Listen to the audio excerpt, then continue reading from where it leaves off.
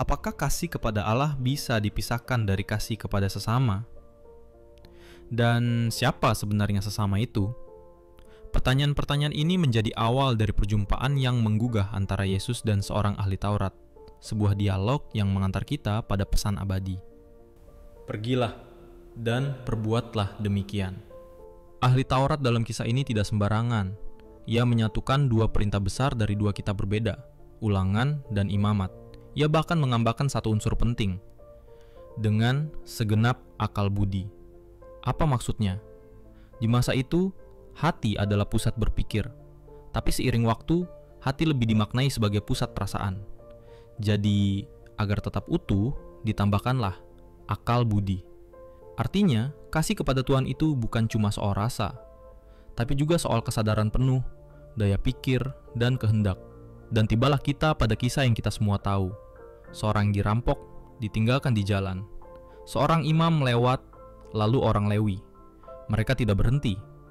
Tapi orang Samaria, musuh bebuyutan orang Yahudi, ia justru berhenti. Ia merawat, ia menolong.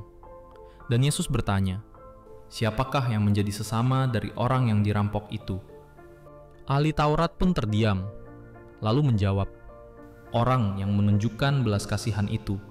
Yesus pun berkata, pergilah dan perbuatlah demikian. Lewat kisah ini, Kardinal Suharyo mengajak kita untuk berani memperluas makna sesama. Bukan soal siapa dia bagi kita, tapi apakah kita menjadi sesama bagi siapapun, termasuk mereka yang berbeda, bahkan yang kita anggap lawan. Kasih sejati tidak berhenti di altar atau dalam doa. Ia harus menjadi tindakan. Ia harus menjadi keberanian untuk hadir, peduli, dan berbelas kasih.